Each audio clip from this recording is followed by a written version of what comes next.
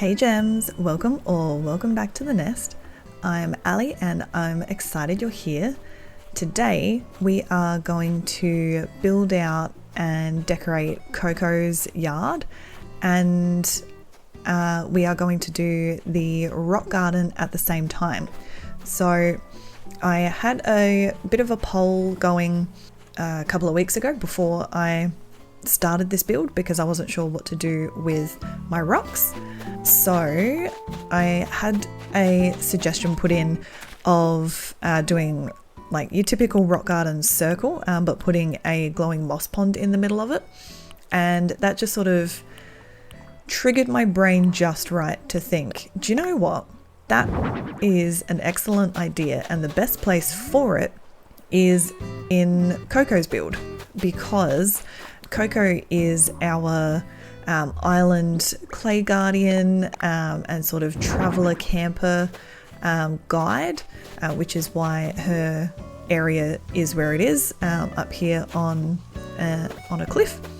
And she's got the campsite on the cliff next to her yard space, just on the right hand side of the screen there. So if you're new here, welcome to Khajibar. This is our Moroccan / Arabian inspired island. And if you happen to enjoy cozy Animal Crossing content, go and hit those like and subscribe buttons. And don't forget to join our Discord through the link in the video description. So a lot of this build, which actually this part, just doing around Coco's house, didn't take me very long. It only took me a few minutes, which was probably mostly because I did a couple of practice runs because I sort of felt a little unsure about filling the space, because obviously, like as you can see as I'm decorating and on the map, there's a lot of room in front of her yard, and so I was just a bit unsure about how to build out the whole space and make it make sense, and have it not be too cluttered, and then on the other side of that, not having it be too bare in front of her yard and just, you know, have like a house decoration sort of space and then sand and then that's it, which was why the idea of putting the rock garden up on the cliff in front of Coco's yard made the most sense.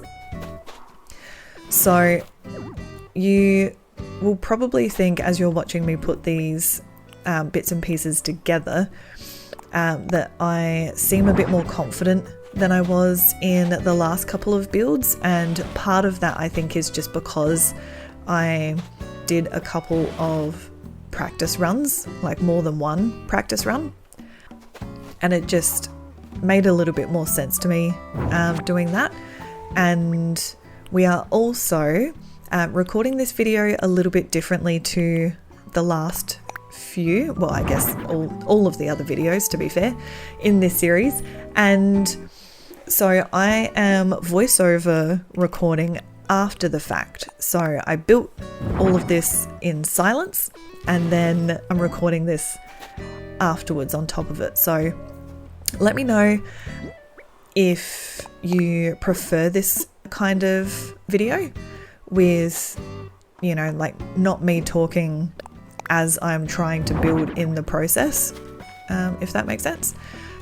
But yeah, so let me know how you guys feel about it. So going back to what I am doing in the video here right now, so you can see that there's a lot of browns and obviously a lot of the ruined stone items, I guess you would call them. So all the different pillars and the arches and stuff like that. And I thought the gazebo in that rust color really made sense as well, and just sort of added a different element and a bit of different texture to the build, rather than just having heaps of caves around her area. And I really like how that little addition turned out as well. But yeah, so if you haven't watched the video where I talked about all of our villager lore, go and check that one out. But essentially everyone on this island has a place and a role, and so Coco, being our clay guardian and traveler slash camper sort of guide, made the most sense here for what we were building and what we're trying to do on this island. And I guess on top of that, I just had a lot of fun coming up with everyone's roles and responsibilities and all that sort of stuff. But because we know that Coco is basically an overgrown gyroid, right? I learnt after I talked about how I thought that's what she reminds me of, and that's how I see her. I then realized, and I think I read or I was watching somebody else's video and they mentioned the same thing, and apparently that is basically like Animal Crossing canon for her, which I didn't know, but it makes a lot of sense, right? And so because that is basically who she is as a villager, it made sense for her to be surrounded by, you know, clay-based and stone-based objects and gyroids. So towards the end of this whole build, I will put the gyroids in, and they add that little extra something that an area like hers needs. And I don't, in the past, I haven't really used the gyroids a whole lot, and I quite enjoy decorating with them now.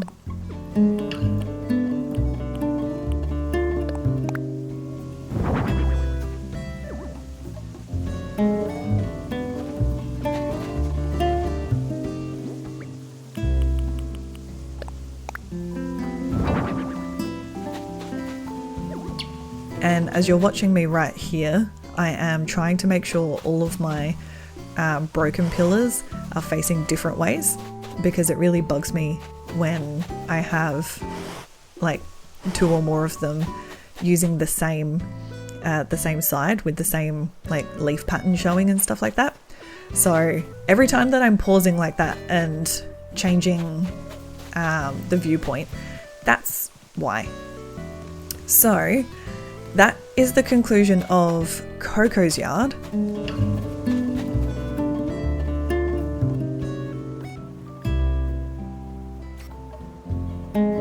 And now it is time for the rock garden. So I chose to do this now rather than later for some reason. I was going to wait until I had built more of the island up, and then I decided, you know what, screw it, I'm just going to do it now because I have energy. And so I recorded the whole situation, and then I ended up removing it from this video because even at like 300% speed, it was still too long. And here you can see all of my mannequins. And I thought to myself, is there such a thing as too many mannequins? And so now it is time to work out if our rocks will spawn in the right places.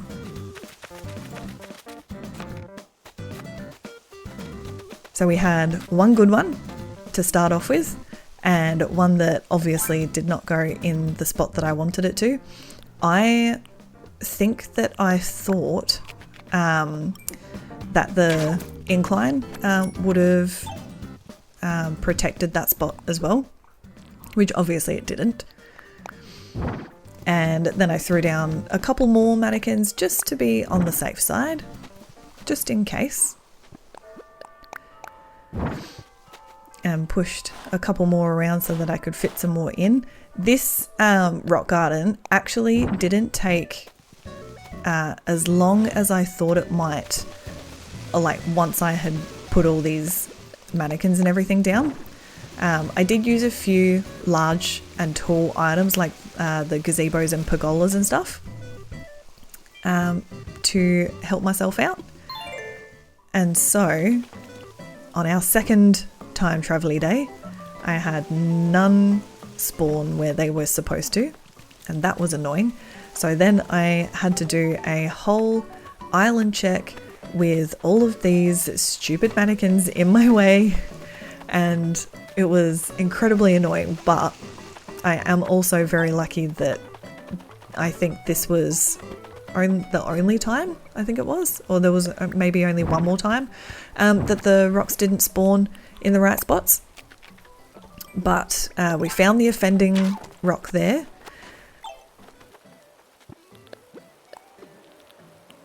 And I think there was one more. Yeah, there was. There was one more that spawned in the wrong spot. Because I was time traveling 2 days at a time, that's right. I only recorded that part, this whole thing, a couple of days ago. And I've already forgotten what I did. But that's okay. And yeah, you can see some of the larger objects that I put around as well. And can we just take a moment to appreciate Ruby in her little bohemian dress that I gave her, up on her little oracle tower, I guess. So this was very exciting that the next couple of days they spawned where they were supposed to. And so then 2 days more forward, and they were making the right choices and spawning in the right areas, and I was very happy about that. It was very exciting. And then the last day that I had time traveled forward, I got my last rock in the right place, and I can tell you guys, this particular rock garden build, as I mentioned just before, didn't take me anywhere near as long as I thought it would, and it was less painful than rock gardens that I've put together in the past. One of the last ones that I properly did, I actually forgot that I have, well, not just me, that we have 6 rocks that spawn on our Animal Crossing islands. And so, you know, I had my main 5 spawn in the spots that I wanted them to, and then I couldn't find the 6th one at all, and I forgot that the 6th one existed, and by the time I did remember, I didn't have the right pathing underneath it after it had spawned, and I was just like, you know what, I don't even care anymore, and I just left it as is on like the normal in-game grass pathing. So back to this build. So I decided this part would be like a little shrine kind of area out the front of Coco's yard, and I had a little bit of a struggle and a crisis with these glowing moss statues, excuse me, and I couldn't decide, and I'm still not 100% sure, so let me know in the comments what you think, but I couldn't decide if I wanted them to face forwards or if I wanted them to face each other and face the pond, because it's like, you know, it's not like an entrance guardian type situation. They're more just, they're there for the altar, if that makes sense, but they're not, you know, they're not trying to prevent you or anything like that. I hope that makes sense. The other thing that I struggled a fair bit with is what to put on the forbidden altar. So please let me know in the comments what you think works the best out of the 3 options that I had. But I did like the star clock was the first one that I put on. I did quite like that. I think the Nova light right now is too big.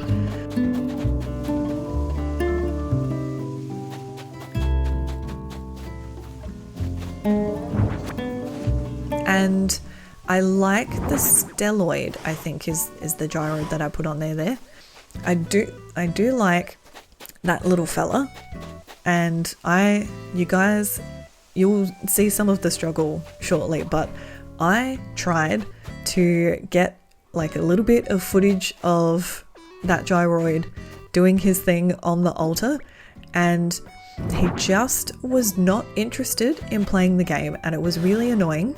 and I spent way too much time fiddling around with how to get him to move when I wasn't there. So if anyone has any tips or tricks for how to make that happen, please tell me in the comments. It's not something that I am usually bothered by, but in this particular instance, I just wanted to get a little bit of footage with the stelloid doing his thing. Let's see, he's bobbling around now, right? But when I got the camera out and I got myself out of the shot, he was having none of it and did not want to play that game at all. So please help me. And so this part of the build was actually quite fun.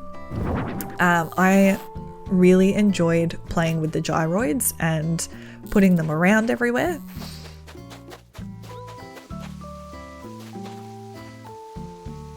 I think one of my favorites is the Wallopoid, who's up here. Just look at him go. What a star, right? Just an absolute little gem.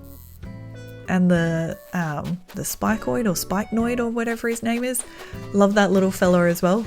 I love another thing that I would love to hear from you guys is, what is your favorite gyroid? Tell me your favorite. I think my favorite might be the Crumploid, the one that looks like a beat up tin can. That guy. I think that one might be my favorite. He's just so sad and I love him so much. It's like an Eeyore situation, you know, from Winnie the Pooh. But all of these little guys that I put out here in this build, I absolutely love them. They are all so incredibly cute. I would have any of them in my house. I really would. The Bendoid, he's great too. I love this guy. He does a lot. He's just, look at him go, he's making it work. He's doing the best. He's doing such a good job. Anyway, so I put around, you know, as a lot of us do, I love a wheat field moment, and this felt like the right area for some wheat fields. You know, we've got our glowing pond there. We've got the bit of river and waterfall nearby, so it made sense to me that there would be some grasses. But at the same time, the grasses must be, in my head, the yellowed variety, which means they're super dry, right? Because they're not actually next to the water. If I was putting the wheat fields like right on the waterline there, I reckon I would have used some of the greener versions. I think the pale green is my favorite option. It just fits with like a lot of design styles and all of that sort of stuff. It's very versatile, and I love every time I talk about these trees, I think to myself, I actually need to work out how to say that tree's name properly, because my brain wants to say baobab, and then at the same time I don't know that that is correct. It feels like do you guys know like bao buns, which is another one that I'm not 100% sure I say it right. It's either bao or bao, right? And I don't know which. And so I hardly ever order them because I don't want to get it wrong, you know? I feel like surely that's relatable. I feel like a lot of us have like that kind of anxiety around ordering food and things like that, you know, especially in a restaurant that has a particular cultural style that's, you know, very clear and very present and all of that sort of stuff. But that's okay, you know, we're all out here doing our best, right? I have to remind myself of that a lot. Anyway, I decided in this area, you know, back to the build, guys. I'm a high school teacher, so I yap professionally, and maybe this is why I shouldn't do more of these kinds of builds. You guys let me know if this is more entertaining and interesting than watching me think in real time while I'm building. But yeah, I figured around the glowing moss pond and around Coco's yard area felt like the right time for glowing moss. I've been holding on to these glowing mosses for such a long time, trying to figure out where exactly I should put them. And of course we need some cacti. I feel like I could put more in. I don't know. I feel like the 2 is perhaps not enough for me. I like a bit of a clutter situation as well. And of course, as well as making sure all my pillars and things don't have the same side facing, I also cannot have my cacti facing in the same directions. So I will always painstakingly sometimes make sure that they're facing around different ways. I also, you can see a couple of gyroid fragments hanging out around here, and this felt like the absolute moment for that. So here, see, there he goes. He did a little bit.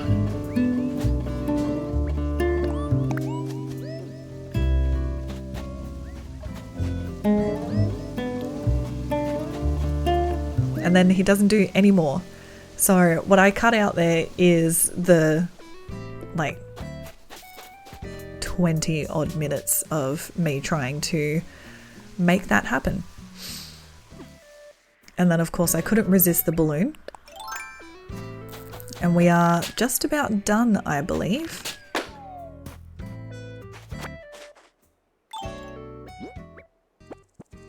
And we got some iron nuggets, that's always helpful. But yeah, I think we are just about ready to say our goodbyes. I believe I will just, yeah, I haven't done it yet. So I will scatter around some clay pieces, I guess is the right word. I just got out some clay and I thought scattering those around a little bit as well would make sense for Coco's area. So I'll do that and then we will get ready to say our goodbyes.